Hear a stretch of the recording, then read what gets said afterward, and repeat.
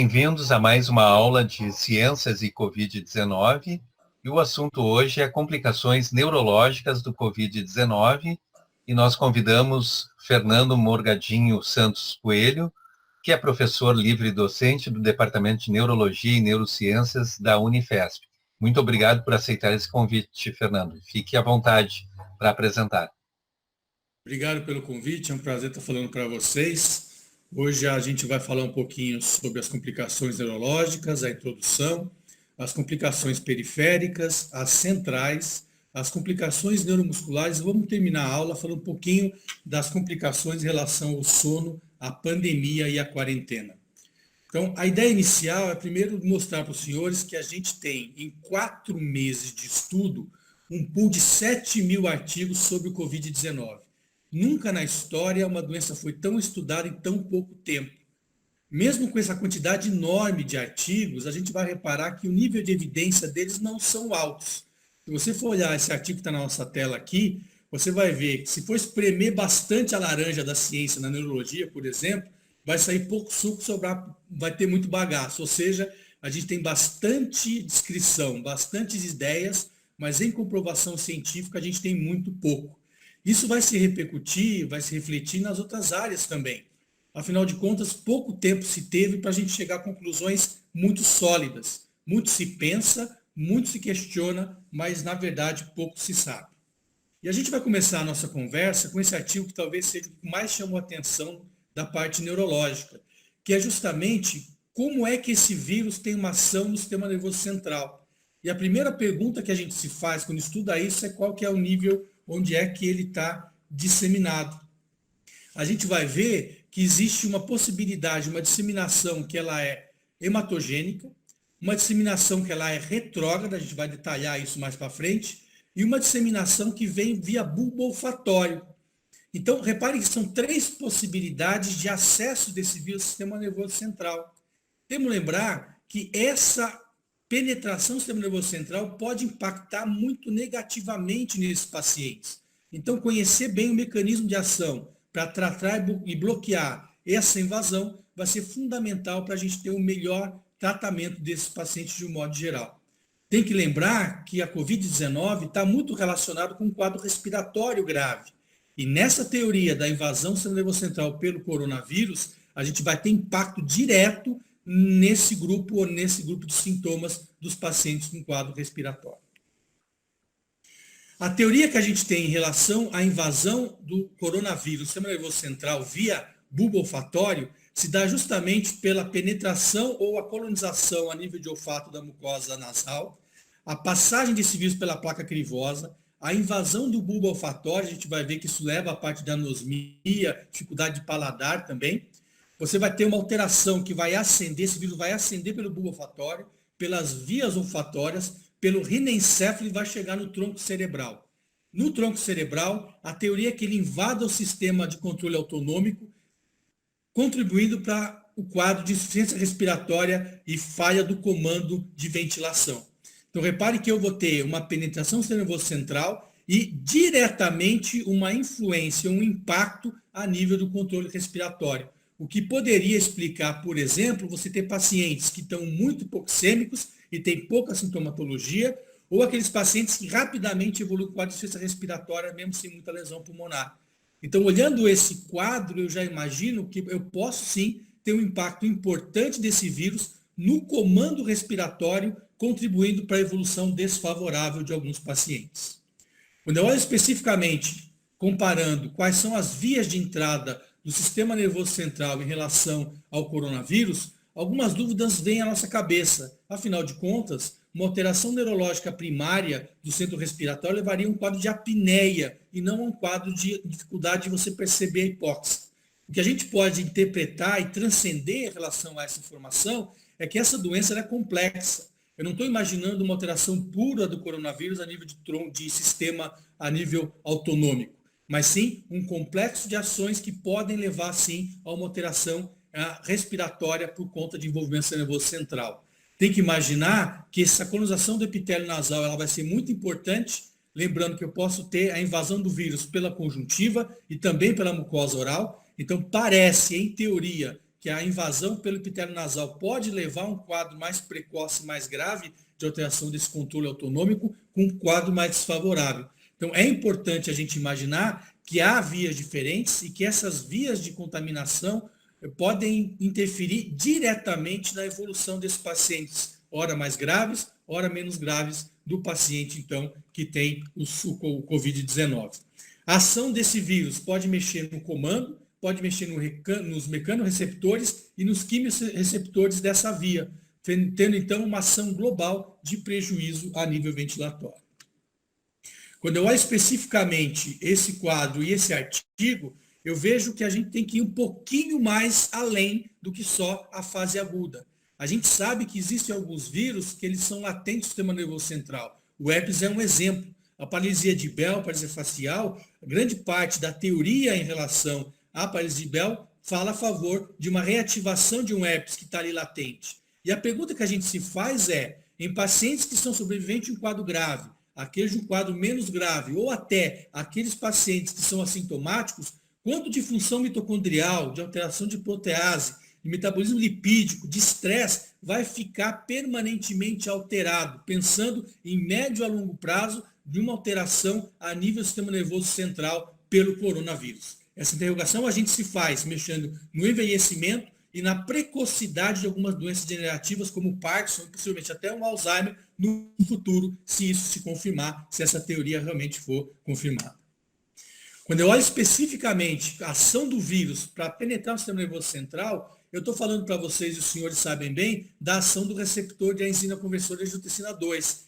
Esse receptor, ele é a porta de entrada desse vírus para grande parte das células. E as células que mais representam, que têm mais representatividade desses receptores, vão evoluir, então, com maior chance de infectabilidade e de invasão e de morte celular. A gente sabe que alguns grupos nossos têm mais chance e mais expressão desses receptores, como, por exemplo, pacientes mais idosos e pacientes que têm hipertensão arterial, especialmente aqueles que usam os antihipertensivos, que são a nível de inibidores de angiotensina. Então, a gente está falando de grupos de pacientes que têm um risco muito aumentado por conta dessa expressão que é maior. Quando eu olho os trabalhos mostrando mortalidade de pacientes com Covid-19, seja na China, seja na Europa, eu estou falando de uma mortalidade maior em quem tem hipertensão arterial, maior em quem tem diabetes, maior em quem tem um quadro coronariano e também maior em quem tem obesidade. Em comum, esses pacientes com certeza têm a maior expressão desse receptor de enzima conversora de angiotensina 2, mostrando a importância potencial que a gente tem da invasibilidade desse vírus nas células do organismo, sejam a nível pulmonar, seja a nível do sistema nervoso central. Muito bom. Óbvio que a gente também não vai ser inocente de imaginar que o comprometimento do sistema nervoso central é uma invasão somente do vírus. A gente tem que imaginar que é uma doença muito complexa, que leva à hipóxia, que leva a um quadro inflamatório importante e, com certeza, o impacto do sistema nervoso central passa por uma alteração de um conjunto de fatores de uma doença tão grave quanto essa. Então, a hipóxia vai ter influência na alteração do sistema nervoso central, o quadro dessa tempestade a nível de inflamação também vai ter impacto negativo no sistema nervoso central. Lembrando que, de novo, é uma doença complexa e que só uma teoria não vai explicar o que a gente tem de achado nesses pacientes. E aqui a gente volta àquele assunto do coronavírus como potencial latente de complicações futuras. Então a gente tem que lembrar que existem algumas doenças que sabidamente já têm relação com coronas, como por exemplo esclerose múltipla. Pacientes com esclerose múltipla, uma doença que é autoimune inflamatória, tem já sabidamente uma relação de coronavírus de outros tipos, não esse novo coronavírus, em relação à doença. Então a gente já espera ou tem que ficar atento para a evolução desfavorável em médio e longo prazo de pacientes que porventura tiveram a infecção pelo novo coronavírus. Esse é o artigo principal das alterações neurológicas que foi lançado com um quadro retrospectivo aí do pessoal de Wuhan, na China. Eles estudaram 214 pacientes e dividiram em dois grandes grupos. O grupo dos pacientes que eram severos, da doença básica, e os não severos. Repare que eu tenho aqui a idade maior, obviamente, os mais velhos dos severos, como é esperado. Tenho aqui a hipertensão arterial como um grande marcador de severidade, como é esperado. e os sintomas que mais chamaram atenção para a evolução desfavorável foram a febre e a tosse. Quando eu vejo para o lado de cá e vejo as alterações neurológicas que foram descritas em 36% dos pacientes, repare que eu tenho uma variedade muito grande de alterações neurológicas, que vão desde tontura até um quadro de um AVC extenso, passando pela alteração do paladar, dor de cabeça, e a gente vai detalhar conforme a apresentação vai vir.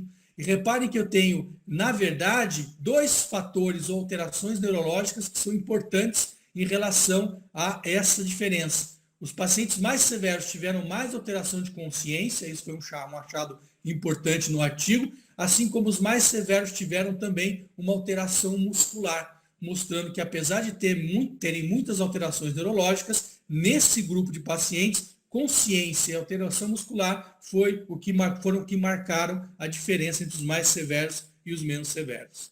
Então, lembrando, nesse artigo, 36% com alteração do sistema nervoso central, ele dividiu, como a gente na aula, em quadro central, periférico e neuromuscular. A infecção grave foi um grande marcador e o início dos sintomas em relação ao quadro neurológico variou aí de 1 a 4 dias, em uma média de 1 a 2.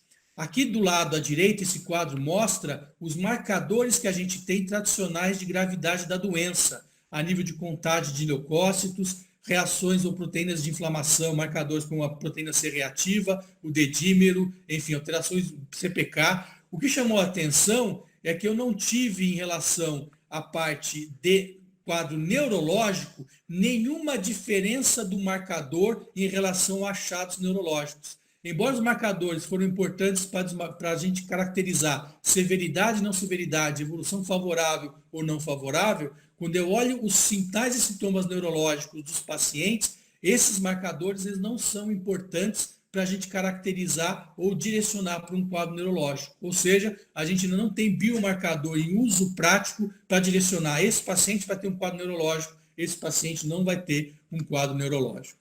Quando eu divido as alterações neurológicas do Covid-19, eu posso ter um grupo que tem uma intervenção direta, ou patologias com intervenção direta do coronavírus, como, por exemplo, uma encefalomielite grave, uma mielite grave, um quadro de inflamação do sistema nervoso central, do tecido diretamente pelo vírus. Eu posso ter alterações que são mediadas pela parte imunológica, como, por exemplo, inflamação de nervos, um quadro de uma polirradiculoneurite Guillain-Barré, a gente vai ver mais na frente, uma alteração de medula, que é a nível de imunidade, uma encefalomielite aguda, como a gente vai descrever um caso nosso que a gente vai publicando aí em breve, uma cerebelite, são quadros que são autoimunológicos, cujo gatilho foi o novo coronavírus. E eu posso ter ainda alterações do sistema nervoso central, como a gente conversou, pela complexidade da doença. Ou seja, eu tenho fatores que corroboram para evoluir para aquele quadro neurológico, como classicamente os quadros vasculares, seja com ataque isquêmico transitório, uma isquemia aguda ou um quadro hemorrágico agudo cerebral. Então, tem que lembrar que esses três elementos estão diferentemente representados, mas que eles podem representar, na verdade, um conjunto de fatores. Eu posso ter um quadro direto associado a um quadro imunológico, eu posso ter um quadro vascular associado a um quadro também direto. Então, não dá para a gente isolar, isso é muito didático. Na dinâmica da doença, pela complexidade da doença, a gente vai ter, então, uma somatória de fatores que podem levar a esses fechos desfavoráveis do sistema nervoso central. Então, vamos começar a falar das complicações periféricas da Covid-19. Eu começo falando para vocês da anosmia. Quando começou a se descrever a anosmia, reparem aqui nesse gráfico de pizza, a maioria das pessoas ou dos colegas que descreveram a anosmia, ou a hiposmia, ou a ageusia, que é a dificuldade de paladar, foram os otorrinolaringologistas, por motivos óbvios, né? Faz parte da rotina deles investigar e perguntar isso. E aí se seguiu outros médicos aqui, como por exemplo o médico da família, olha só, ele prestou atenção profissional em relação a isso. E decresceu muito. Quanto mais especialista, menos a gente pergunta das outras especialidades, né? Interessante isso. Mas começou pelos otorrinos e agora está difundido. Por quê? Porque a prevalência, a gente está vendo um estudo aqui descritivo de 237 pacientes, a prevalência da anosmia ela é bastante elevada. E a gente não valorizava isso antes, quando a pandemia começou. Então, quando eu começo a estudar especificamente a anosmia contribuindo para o diagnóstico, Só 40% por conta do conhecimento contribuiu. Quando eu vejo, olha só que interessante, quantos pacientes tiveram anosmia sem quaisquer outros sintomas do Covid-19 inicialmente, quase um terço deles tinha anosmia e não tinha nem tosse, nem febre, nem cefaleia, mostrando assim a importância desse marcador clínico para a evolução da doença. A resolução desses pacientes, ele costuma ser em torno de 3 a 4 semanas, melhora o quadro do paladar, melhora a parte do olfato, enfim, costuma ser um achado clínico que é transitório em relação à evolução da doença. Quando eu vou detalhar o porquê da anosmia, o porquê da ageusia, eu começo a estudar com detalhe a minha mucosa nasal. E eu vou reparar que a minha mucosa nasal ela é dividida em 4 partes bem distintas a nível de grupo de célula e a nível de expressão de receptores. Repare que quando eu olho com carinho a expressão aqui dos receptores de angiotensina que a gente viu de conversão 2 e o PRSS2, que também é um grande agente, um receptor de entrada do vírus na célula, eu vou ter maior predominância, maior expressão desses receptores na mucosa nasal e na mucosa olfatória, mostrando para a gente que não só esses vírus estão aí porque geograficamente é interessante, mas porque eles têm a predisposição de invadir esse grupo de células do epitélio pela predisposição de receptores. Então não é nada estranho a gente imaginar, ele está mais prevalente aqui, ele vai para o olfatório, ele está mais prevalente aqui, ele vai para a parte respiratória. Nesse mesmo trabalho, se eu imagino e estudo cobaias com idades distintas e vejo a expressão desses receptores na mucosa, olha só que interessante. Quanto mais novo esse cobaio é, menos expressão eu tenho, menos capacidade de infectabilidade do vírus eu vou ter. Quanto mais velho esse cobaia é, mais expressão desses receptores, maior capacidade de invasão desse vírus. Mostrando que além da parte de localização, a idade também é importante na fisiopatologia da invasão desse epitélio de mucosa nasal. O que a gente tira desse artigo de um modo geral, do que os autores chamaram a atenção, é justamente isso, que a gente tem que conhecer um pouco melhor, ou bem melhor, essa ação do vírus na mucosa nasal, esse potencial entrada no sistema nervoso central, primeiro para a gente bloquear, segundo, para que a gente estude melhor essa via e entenda a fisiopatologia para o melhor tratamento. Então, eles chamam bastante atenção desse tropismo do vírus para essa parte da mucosa nasal, para a gente justamente tentar correlacionar com a invasão do sistema nervoso central. Aqui uma parceria eterna entre a otorrino e a neurologia. Vamos falar um pouquinho das complicações que são periféricas do Covid-19. E eu vou começar estudando, então, a parte da encefalopatia de um modo geral, né? A gente vai falar da encefalopatia, ela mais, na verdade, um pouco mais central que periférica, mas, enfim, a representação dela, ela é verdade, a encefalopatia é uma alteração transitória da função cerebral. Você acaba tendo o comprometimento ou do nível ou do conteúdo de consciência. E como a gente viu naquele estudo da China, ele é um dado importante para a severidade dos pacientes. Aquele paciente que tem mais alteração do nível e conteúdo de consciência, ele vai ter muito mais risco de evoluir com uma doença grave. Ou seria dizer, melhor dizendo, o cara mais grave vai ter um nível de consciência mais alterado. Então, lembrando a complexidade da Covid-19, pode ser que a consciência esteja alterada por conta de um padrão a nível do contexto. O paciente está pior, está hipoxêmico, tem alteração de conteúdo de consciência. Ou eu posso também ter uma alteração neurológica que corrobore e associado a esses dados façam ele estar um pouco mais rebaixado. É interessante a gente lembrar que alterações de necrópsia em alguns pacientes com Covid mostraram que esses pacientes têm edema cerebral e podem ter também alteração inflamatória local. Essa carta ela é bem interessante, começando a discutir um pouco de cada assunto neurológico em relação ao Covid-19.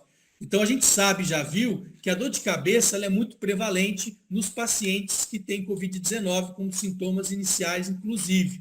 Particularmente, esse grupo de autores chamou atenção em relação à enxaqueca.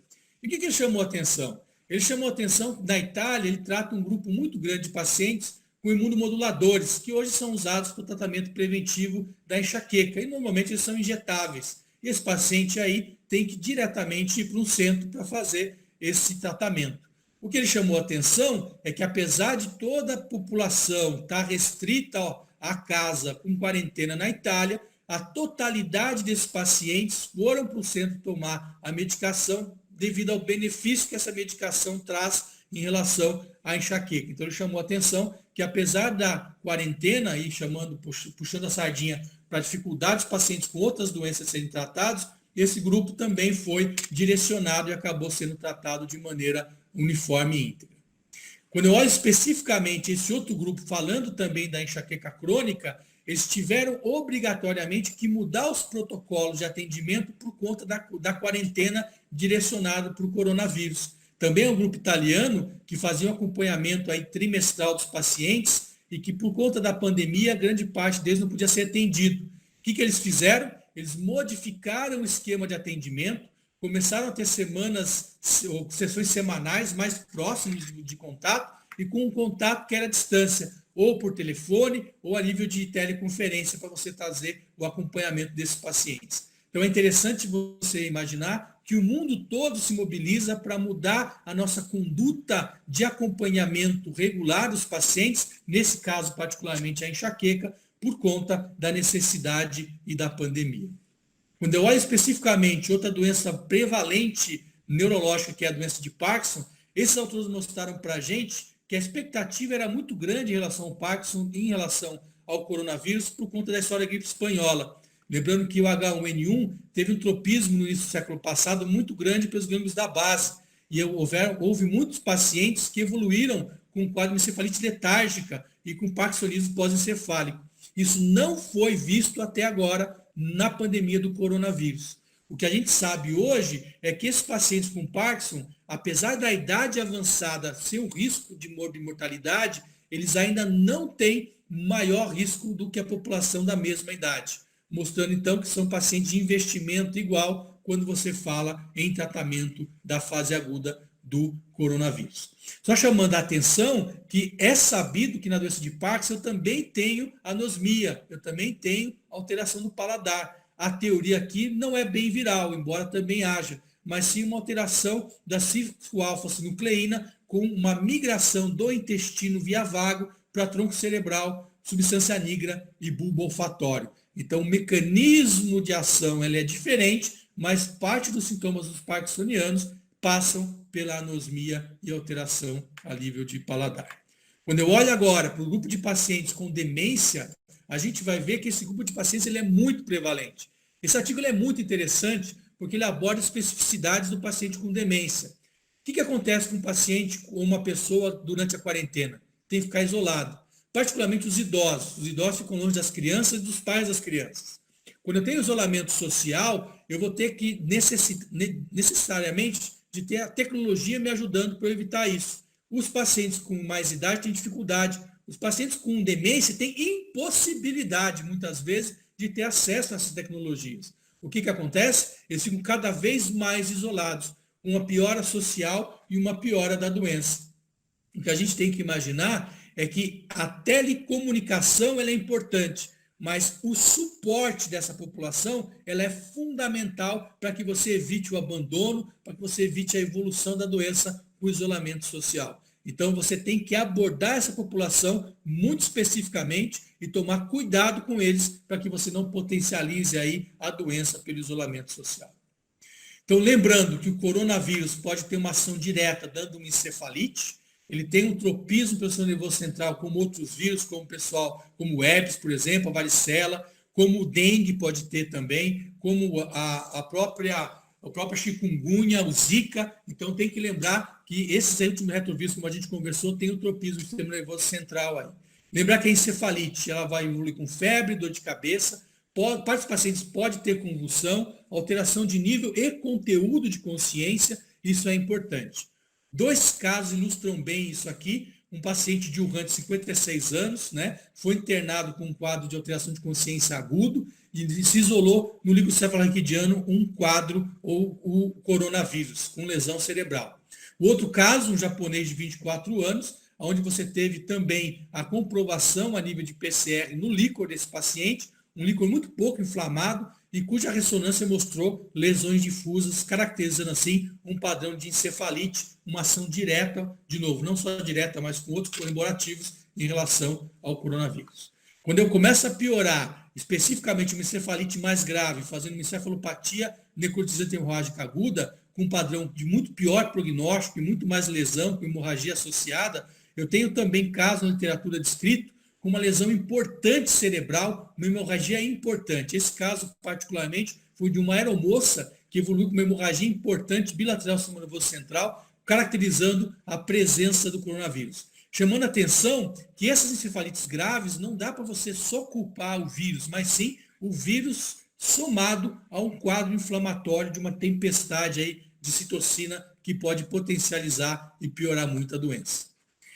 Talvez de todas as alterações neurológicas que a gente vai conversar, essa seja a estrela principal, o acidente vascular cerebral. Ele é cantado em vento e prosa pela imprensa e realmente a expectativa que a gente tinha pela complexidade do Covid-19 é que ele fosse muito mais prevalente. Graças a Deus, ele não é tão prevalente como a gente pensava, mas mesmo assim ele é aumentado, principalmente em pacientes que não teriam a expectativa de ter um acidente vascular cerebral durante a evolução do Covid-19. Então, tem um estudo retrospectivo feito em Wuhan com 221 pacientes que mostraram que 5% deles tiveram um quadro isquêmico cerebral, trombose venosa também por prevalente 0,5 e também tivemos hemorragia cerebral, mostrando então uma prevalência a nível de acidente vascular cerebral alta numa população que variou a idade e muitos deles não eram tão idosos assim. Óbvio que de fator de risco, a idade aumentada ele era um fator importante, ter um Covid grave com insuficiência ventilatória também era fundamental ou foi muito prevalente, e uma história prévia de hipertensão, diabetes, de novo, um quadro já de uma alteração, uma predisposição cardiovascular em relação ao paciente com Covid que desenvolveria ou desenvolve o quadro vascular cerebral. A mortalidade foi de 38%, bem alta para um quadro vascular cerebral de um modo geral. A taxa em média não é tão alta assim, mostrando a severidade desses quadros vasculares cerebrais no paciente com Covid. E ele chama atenção nesse artigo que a gente tem uma associação importante, de novo, dos receptores da enzima conversora de angiotensina 2 nessas células, levando a alteração a nível de pressão arterial. Lembrando também que eu posso ter uma alteração de coagulação intravascular disseminada e eu posso ter um quadro inflamatório associado, e essa somatória de fatores, somado ainda a um quadro desautonômico que a gente tem conversado no início da aula, pode ser o conjunto que leva a maior prevalência, a maior gravidade do AVC no paciente com Covid-19. Aqui eu tenho algumas reportagens da imprensa em relação ao AVC e o Covid, como na CNN, estamos falando também do Washington Post, e estamos falando também aqui do Estadão. Lembrando que a imprensa realmente tem chamado a atenção e, de novo, a gente, graças a Deus, tem menos prevalência de AVC do que a gente imaginava, apesar deles serem mais graves do que a média do que a gente costuma usar ou ver sem a Covid-19. Quando eu olho especificamente os cuidados que eu tenho que ter com um paciente com AVC, lembrando que o código AVC hoje é uma realidade em toda a parte do mundo, e o paciente tem tempo hábil para conseguir reverter, seja por trombolítico venoso, seja por abordagem intraarterial, é fundamental que eu tenha um código de AVC nos hospitais para que eu consiga andar muito rápido com esse paciente e consiga abrir esse vaso em tempo recorde para que você minimize o dano de lesão cerebral. Esses códigos, obviamente, eles foram redesenhados dependendo do risco que eu tenho de coronavírus.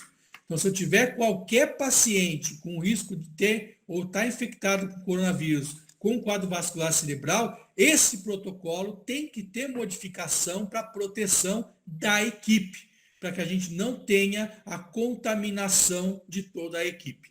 Então, tem sido direcionado um código AVC protetivo, dependendo se o paciente tem suspeito ou não. E aqui vocês podem me perguntar, mas como é que eu vou saber algum paciente que é sintomático, já que muitos deles, por exemplo, a gente viu lá, 20%, eles não têm a alteração além do olfato? A resposta é, vocês têm razão. A gente hoje tem que encarar muitos pacientes, mesmo sem sintomas, como potenciais coronavírus. Então, todo o cuidado tem que ser dado, principalmente no contato direto desse paciente, para que você evite uma potencial contaminação da equipe toda. Então, cuidados dos códigos, seja do AVC, do IAM, enfim, da sepse, tem sim cuidados para você direcionar a equipe na proteção total para todo paciente, especificamente ou especialmente aquele que você sabe que tem risco, né, de ter o coronavírus.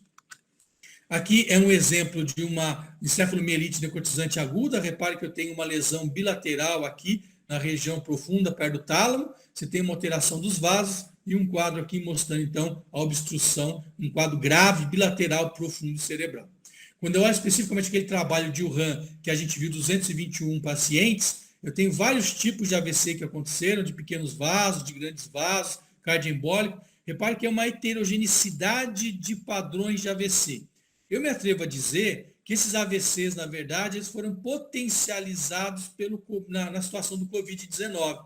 Já tem uma certa predisposição e você, somado aos fatores, como a gente conversou, de inflamação, a nível de coagulação, a nível respiratório, hipoxêmico, você reatividade vascular, você potencializa, então, o desenvolvimento desses quadros vasculares, que, de novo, eles evoluem muito mais severamente, com mais mortalidade do que na vida normal sem o Covid.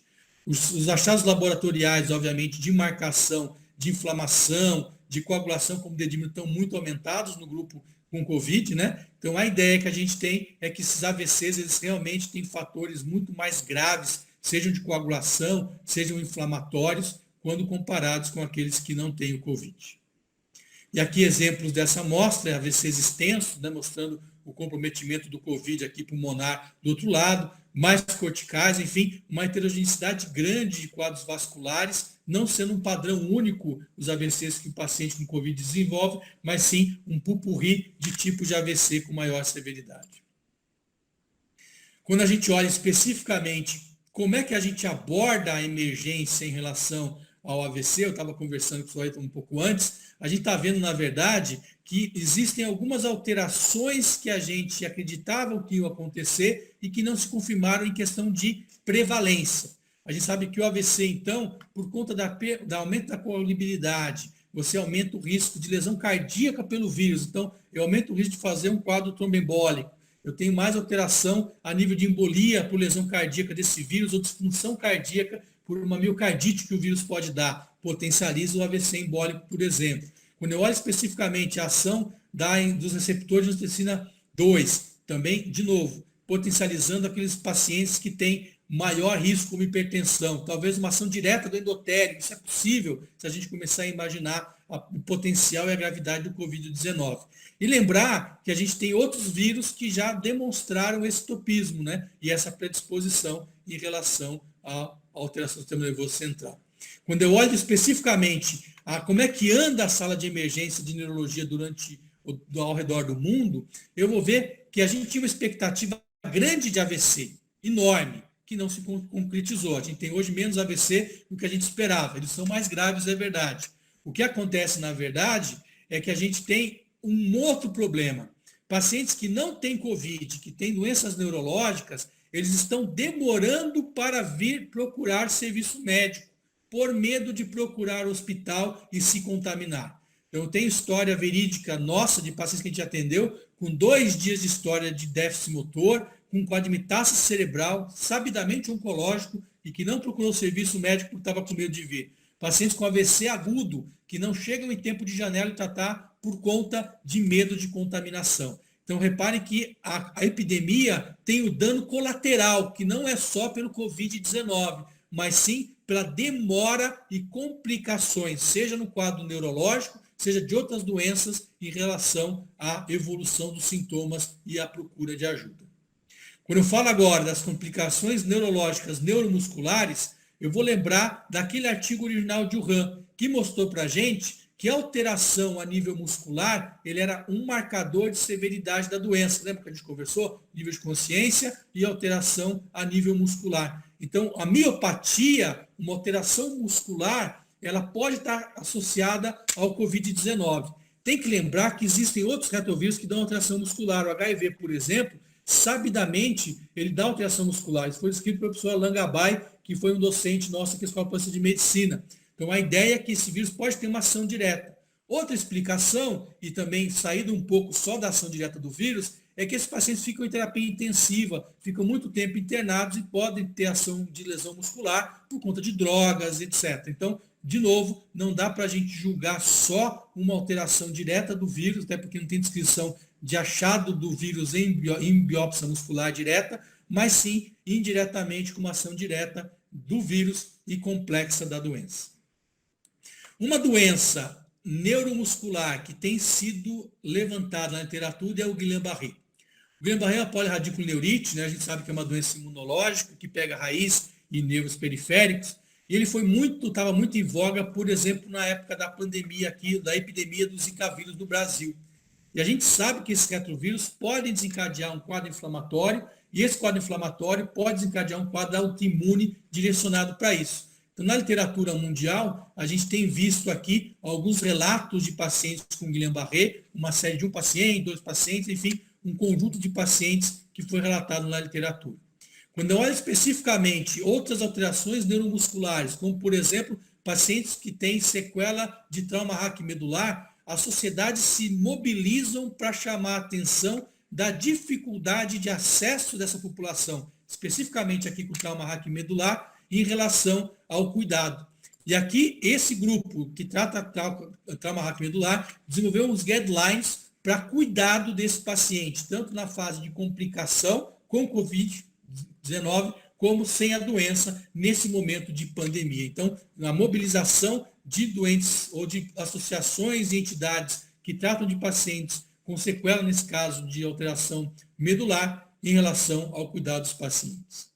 Essas imagens aqui é um caso nosso, a gente está preparando, é o primeiro relato que eu saiba de uma doença, de uma encefalomielite aguda disseminada. O ADEM, como a gente chama em inglês, é uma doença autoimune que ataca tanto substância branca quanto substância cinzenta, e esse é um paciente de 62 anos, que a gente acompanha ainda, que começou com um quadro de dificuldade de despertar depois de 3 semanas de intubação orotraqueal por um quadro de um SARS. Ele não acordava, evoluiu com um quadro localizatório, a ressonância mostrou, então, múltiplas lesões características ou bem sugestiva a nível de ADEM. O que chama atenção particularmente nesse paciente é um comprometimento do corpo caloso, especialmente do esplênio. E há na literatura mostrando ADEM, que tem um padrão de comprometimento de esplênio, justamente em homem, como é esse paciente, mais idoso, como é esse paciente, com um quadro de consciência, como é esse paciente. O líquor desse paciente foi completamente normal, então a gente foi tratado com imunoglobulina com um sucesso pequeno por conta do tempo aí, está evoluindo para fazer plasmaférese, mas é um quadro dramático, muitas lesões cerebrais, isso aqui relacionado com o ADA, em breve a gente deve estar lançando na literatura.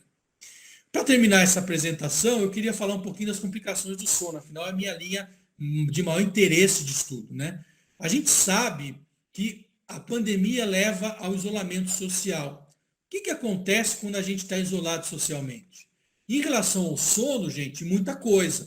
O que acontece é que eu perco a capacidade de potência de sono profundo. Ou seja, o meu sono de onda lenta, que é aquele sono reparador, bacana, para o organismo, etc., ele acaba tendo menos importância.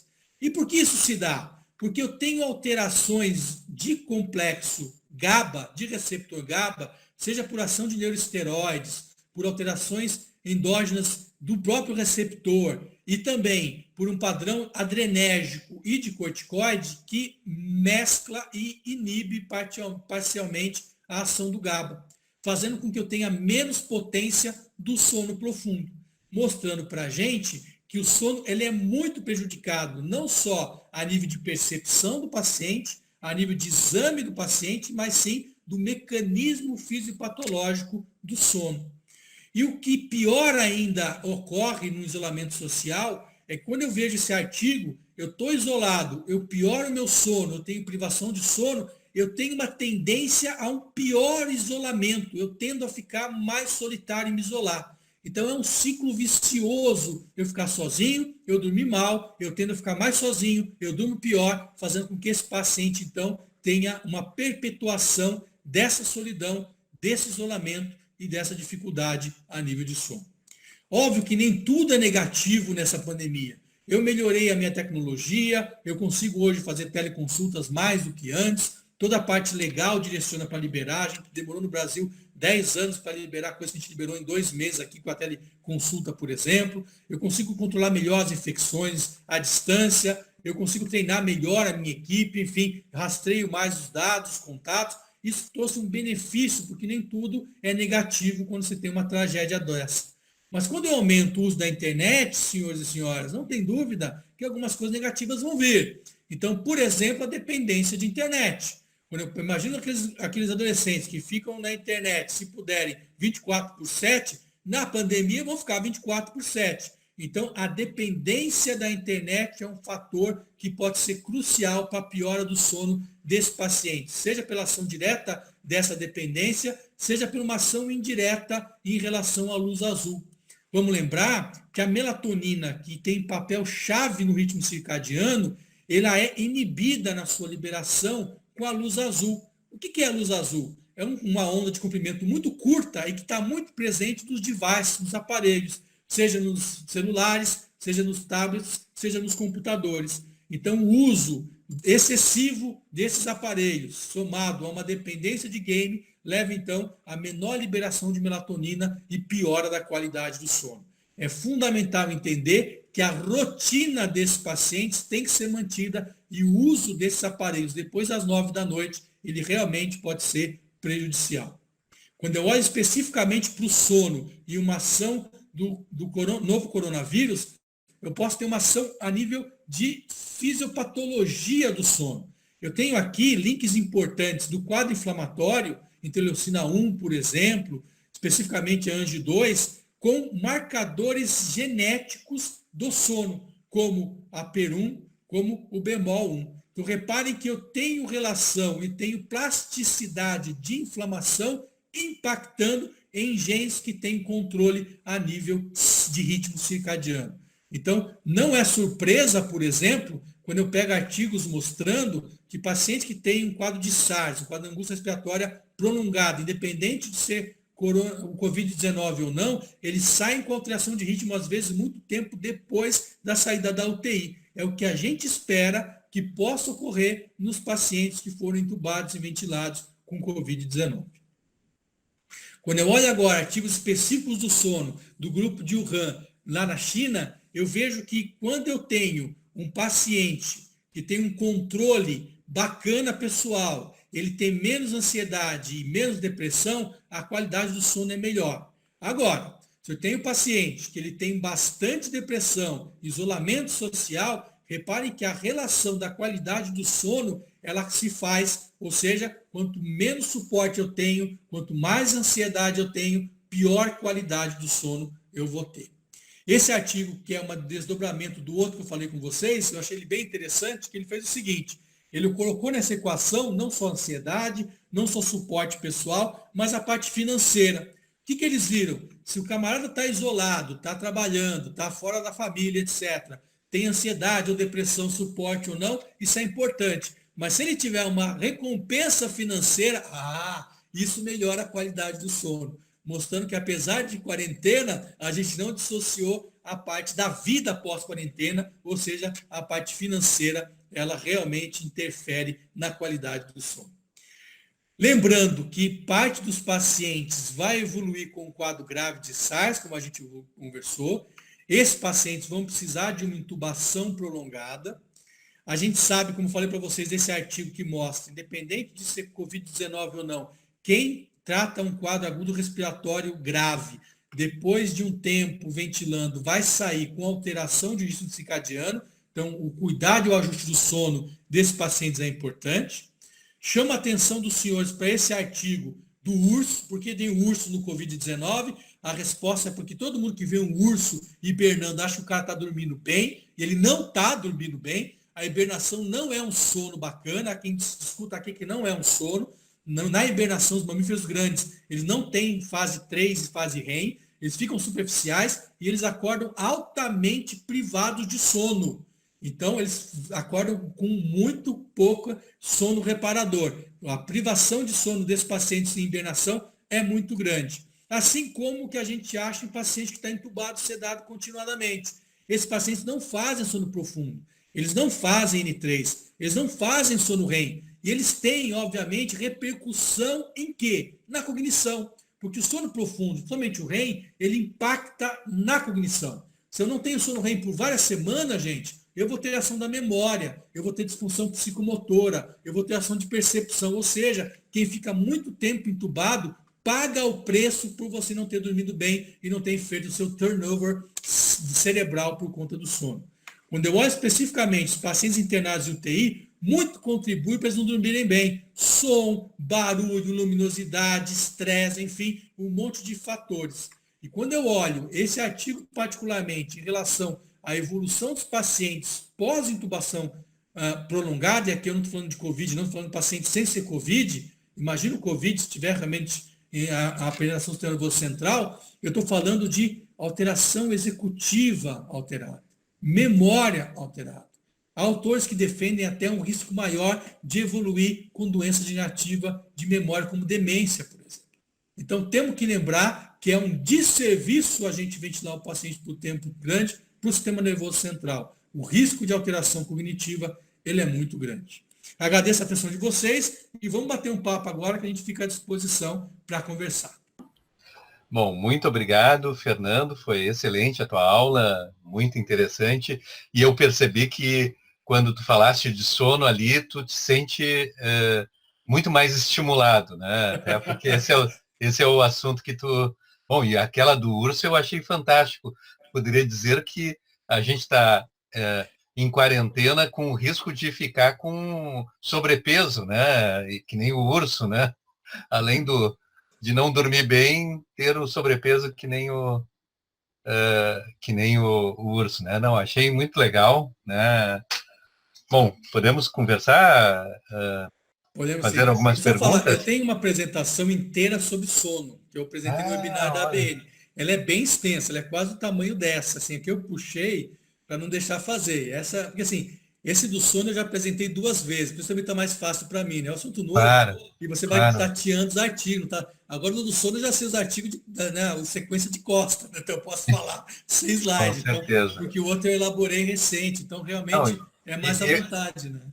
e certamente nesse momento tem muita gente não dormindo bem, né? Não tendo a fase REM bem definida, né? Com Principalmente que certeza. está preocupado com o desemprego, falta de dinheiro e até o fato de ser uma situação nova, né? Estarmos em casa, né? Eu sei que a Carla está para sair. Carla, tu ainda está aí? Ou já Acho que ela saiu? saiu aqui, Já adorei saiu, essa né? parte do sono. É. Bom, então eu tenho algumas perguntas aí. Primeira, sobre o paladar, né? Que foi muito comentado, né? O que eu sempre fico curioso, assim, se está vinculado ao prognóstico. Tem algum estudo mostrando que é um marcador de prognóstico ou ele é um indicador como fator de risco para o próprio COVID-19? A pergunta é muito boa, professor Ayrton, obrigado. A ideia é assim, a gente não tem ainda trabalhos em relação a desfecho e alteração de olfato ou paladar. O que a Uhum. gente sabe, em teoria, o que a gente suspeita é que, em teoria, você teria maior penetração do nervoso central, como a gente conversou, com essa invasibilidade por essa via. Mas eu não tenho ainda a relação de desfecho nem com severidade. Esse trabalho que a gente está começando a elaborar aqui na Unifesp vai tentar ajudar a responder. Não sei se eu vou ter N suficiente, mas a ideia é que a gente vai relacionar o olfato com o desfecho clínico. Então, Uhum. isso como é 30% de prevalência, o N talvez seja um pouco maior do que eu consigo aqui para você ter essa Exatamente. resposta, né? Mas Uhum. intuitivamente sim, na prática ainda não. A gente não tem essa resposta. Uma outra pergunta, assim, tem sido muito descrito a coagulopatia, né, dos pacientes com COVID-19. E o marcador geralmente é o D-dimer e níveis de fibrinogênio. Eles também são marcadores de doença neurológica ou não? Particularmente no AVC, sim. Então, a gente sabe que os pacientes que têm um quadro isquêmico, eles têm, como a gente mostrou, os marcadores de inflamação muito aumentados, inclusive o dedímero. Na prática clínica, o que a gente tem visto é assim, paciente COVID-19 que tem um dedímero estourado, a gente começa a fazer o tratamento de anticoagulação deles, ou heparização direta ou com inoxaparina em dose plena. Então, Uhum. hoje já toma esse cuidado que não se tomava no início. Então, parece que sim. Quando eu tenho o dedímero aumentado, fibrinogênio é outro marcador importante de CVD, a gente tende a tratar esses pacientes mais precocemente para evitar complicações a nível cardiovascular, inclusive o AVC. Uhum. E as crianças, né? Sempre se diz que as crianças estão sendo, não estão tendo impacto em função dessa epidemia. Até alguns estudos já estão mostrando que não é bem assim. Do ponto de vista neurológico, qual é a tua expectativa, assim, no médio e longo prazo, né? As gerações de crianças, né? E até recém-nascidos, né? Tu acha que tem algum risco? Assim, isso é mais expectativa tua, né? Em função de outros vírus, né?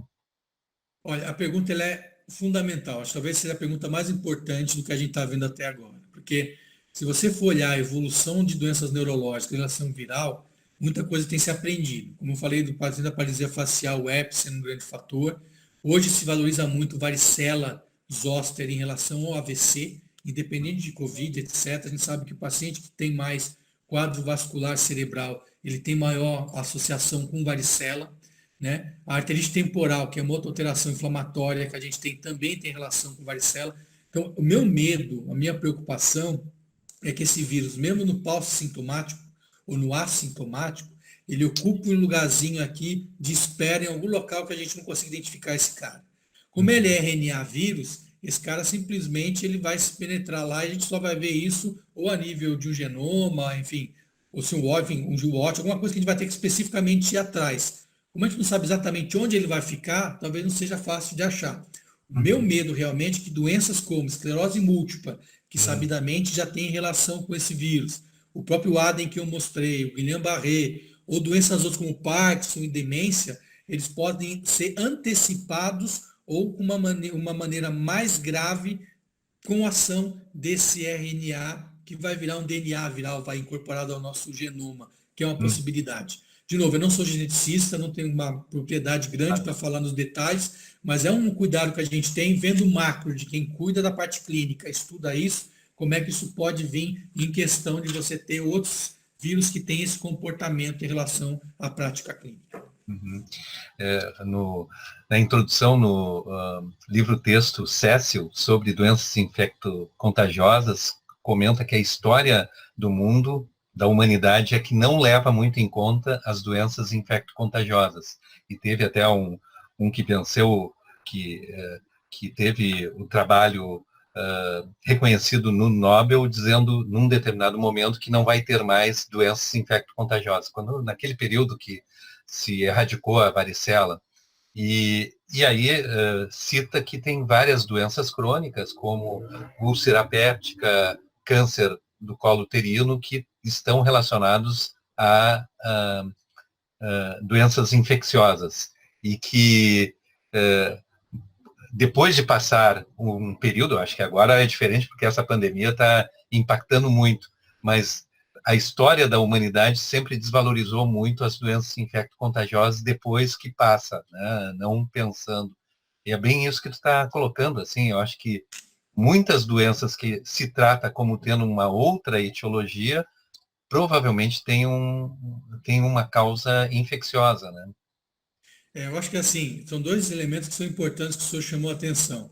Um deles é a história da humanidade, né? Se você for ver especificamente a história da Primeira, Segunda Guerra Mundial, a Primeira Guerra Mundial, a Rússia, né? Na verdade, não foi o frio que espantou, né, os alemães. Foi uma baita gastroenterolite que fez eles morrerem aos milhares e que eles saíram de lá junto com o frio. Se você for olhar a Segunda Guerra Mundial, você vai ver que eles tentaram invadir a parte aqui da América Central e os alemães foram dizimados pela malária, o que fez talvez não invadir a América do Norte e mudar a história da humanidade mais uma vez. Então, as epidemias, elas estão aí modificando a nossa história constantemente. Em relação à parte de incorporação humana, como a gente conversou, há teorias que dizem que a mitocôndria ela é um ser estranho que foi incorporado dentro da evolução humana. Quantos de nós sobreviventes a essas epidemias que a gente conhece hoje e que não conhece nesses 100 mil anos do Homo sapiens e pré-Homo sapiens humanoides não incorporaram no humano, um, para ser deletério, dois, para ser benéfico? Então, realmente, a gente não conhece, está longe de conhecer essa interferência dos vírus no nossa performance de modo geral. Sabidamente, a gente tem no nosso DNA muito deles, ou parte dele, que tem relação viral, que pode ter sido a abertura de algumas portas benéficas, em teoria, né? Supondo aqui, falando filosoficamente, ou justamente uma seleção da espécie que não sei se chegar até hoje. Mas, sem dúvida, a gente tem que imaginar que isso fez parte da nossa história e vai continuar fazendo daqui para frente. Uhum. E falando do sono, então, né?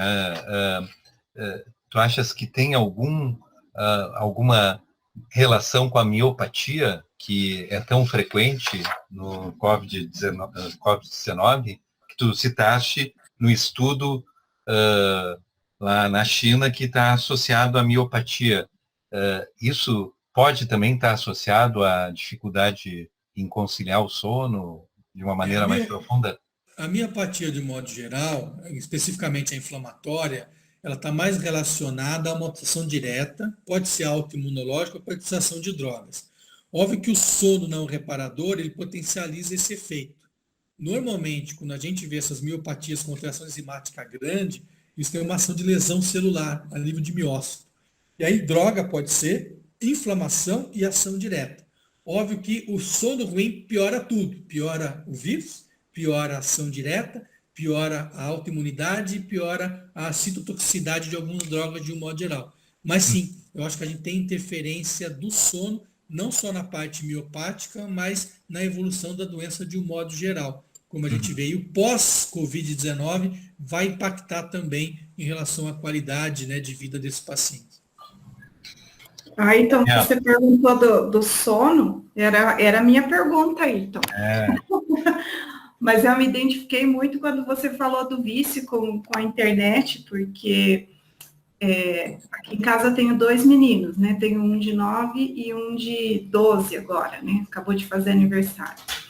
E a gente está usando os eletrônicos não só para brincar, né? Como eles gostam de jogar, mas também para estudar, né?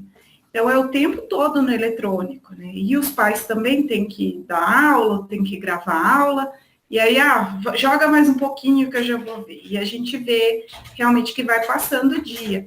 Mas não só eles, né? A gente, acho que está o dia inteiro agora com o eletrônico, né?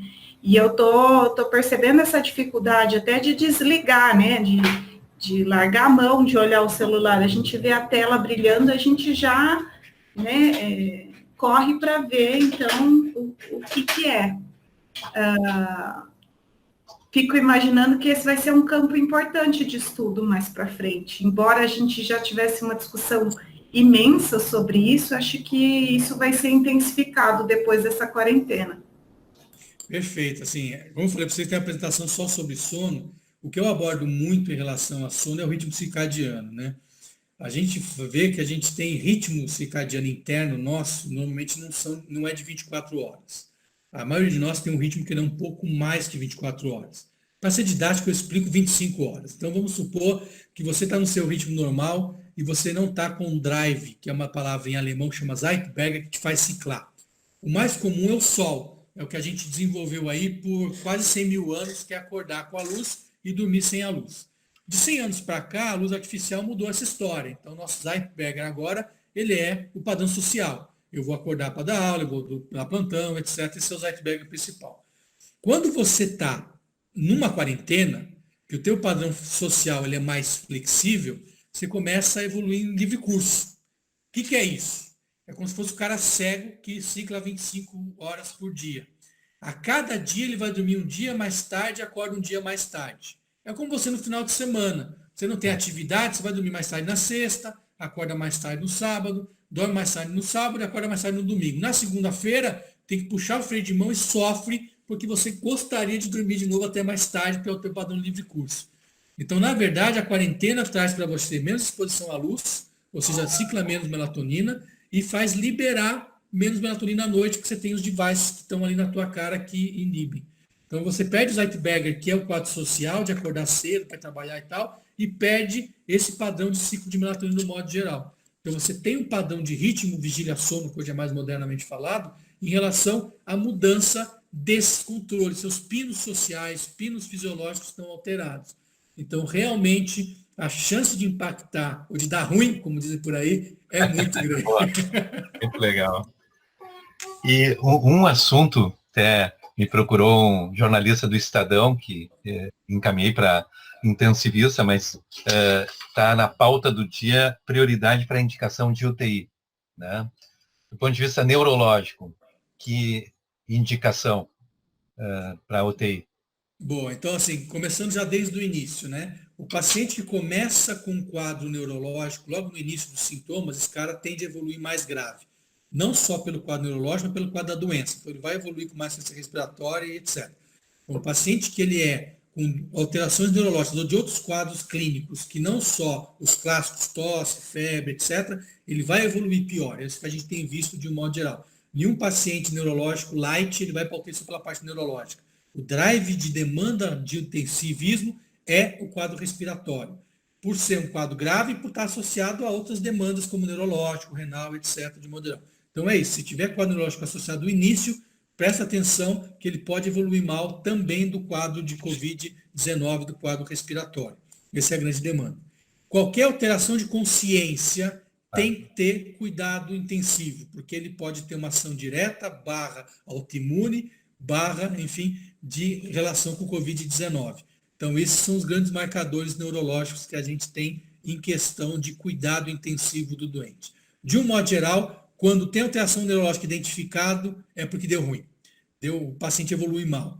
As alterações neurológicas leves devem surgir, a gente não sabe ainda, nos pseudo-assintomáticos, como a anosmia, por exemplo, que não é assintomática, teve alteração, né? Então, ele é um pseudo-assintomático, passou liso porque não teve alteração importante. Teve uma cefaleiazinha que a gente não valorizou ali, mas então isso a gente vai ver com a evolução do conhecimento. Hoje o que chega para a gente, que é bem documentado, é o cara que teve o teste, até porque a gente testa hoje quando o cara está grave, né, vai internar, por exemplo, e quando ele já tem um quadro mais dramático. Então, pelo conhecimento atual, a associação de quadro neurológico importante, ele vai acabar evoluindo inexoravelmente, ou quase isso, para um quadro grave de Covid de um contexto geral. Uhum. Uma pergunta sobre reabilitação dos pacientes que tiveram Covid-19. A gente ouve, assim, no relato da vigilância, além dos casos de morte, os casos que se recuperaram. Né? E a gente sabe que não está tendo um monitoramento nem dos casos ativos, aqueles que se recuperam, muito menos. Né?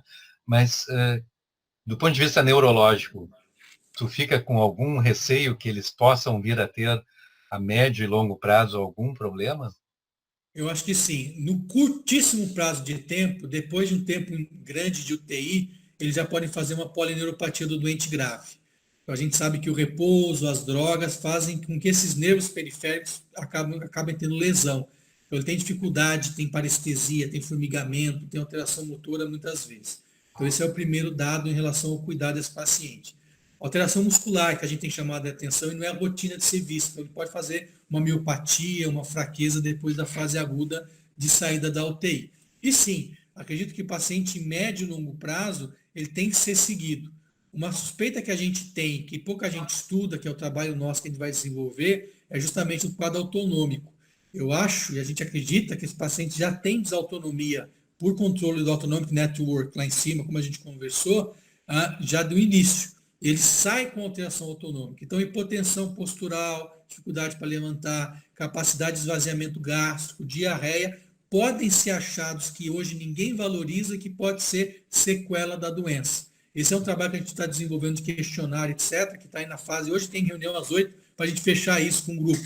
Tem o questionário feito só para tratar disso. Mas é que a gente está querendo ver. Pouca gente tem mobilização para estudo disso. E pode fazer diferença, né? O paciente tem hipotensão, cai, se machuca, enfim, tem uma alteração gastrointestinal. Então, um cuidado maior, eu concordo. Esses pacientes estão realmente abandonados. Se quem está morrendo ou está grave já está abandonado, quem está sendo aplaudido que sai dos hospitais, eu acho que merece um aplauso dobrado, porque eles não estão procurando serviço, não tem nada focado neles, não tem conhecimento da ciência sobre isso, e realmente eles estão em livre curso, a Deus dará.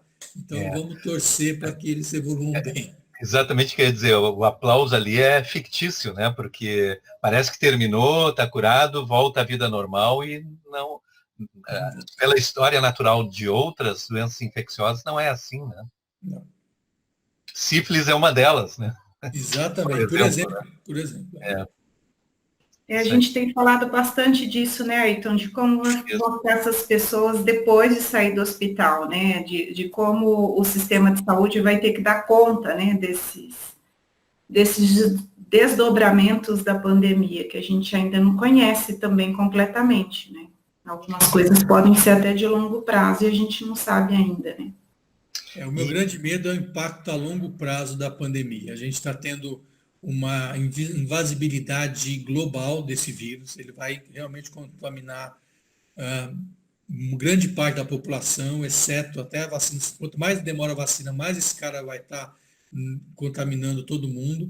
E mesmo os assintomáticos ou sintomáticos, a gente vai ter, na verdade, o imprint desse cara na humanidade. Então, isso é uma impressão digital desse RNA aí que está fazendo na gente. Se para o bem ou para o mal, a nossa preocupação é sempre para o mal, porque até agora esse cara não fez bem nenhum para a gente, né?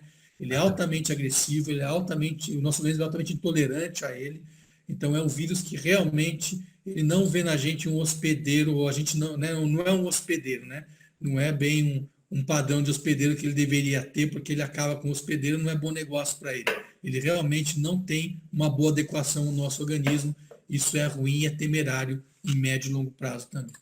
É muito interessante. Bom, e aí, alguma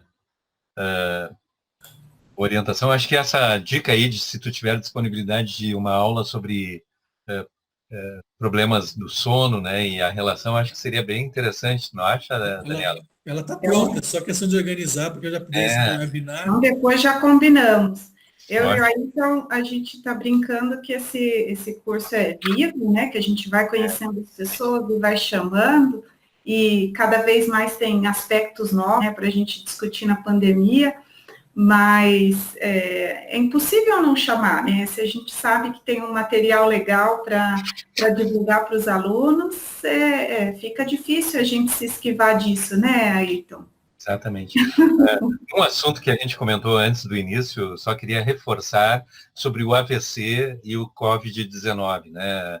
Tem a matéria, né, que tu até apresentou, CNN, o Estadão, o Washington Post, mostrando, entre outros veículos da mídia, né, mostrando uma preocupação que há um aumento da prevalência. E isso não se confirma, né, até pelos dados que vocês estão acompanhando aí em São Paulo, né? Perfeito. Então, o que a gente vê é que são quadros mais graves e em pacientes que a gente não esperaria ver AVC, mas não tem uma prevalência muito aumentada como se esperou no início.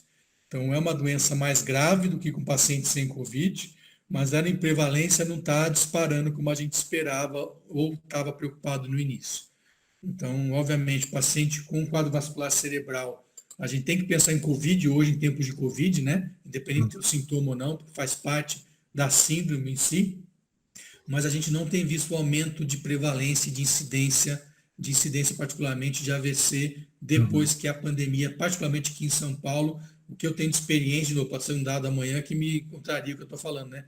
Mas claro, em 3 serviços que a gente trabalha, a gente está vendo quadros graves, mas não em uma prevalência absurda como a gente esperava no início da história.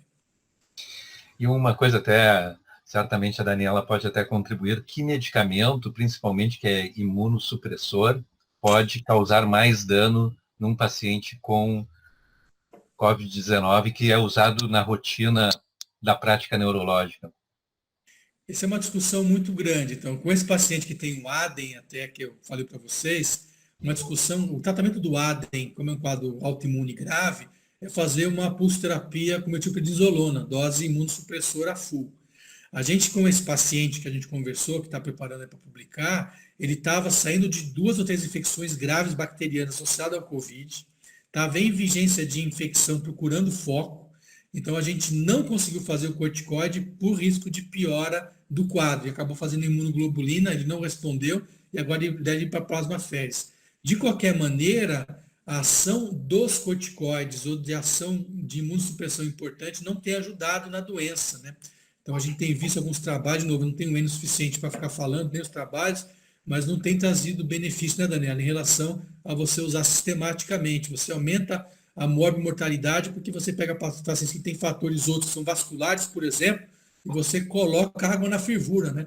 Então, realmente é um padrão de doença complexa que ela é barra infecciosa, barra metabólica vascular. Então, essa complexidade que complica o raciocínio puramente unidirecional do tratamento. E isso só do que a gente conhece, né?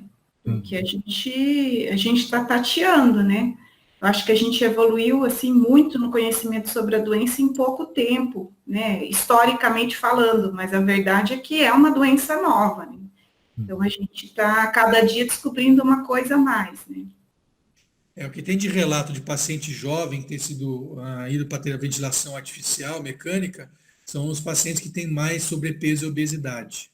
A gente tem visto isso na prática, né, alguns serviços que a gente acompanha, não eu pessoalmente, mas conversar com os quais estão na linha de frente, né, os residentes, que parece que o grupo de pacientes mais metabólicos, sejam mais novos e principalmente os mais idosos, eles têm mais risco de complicação respiratória.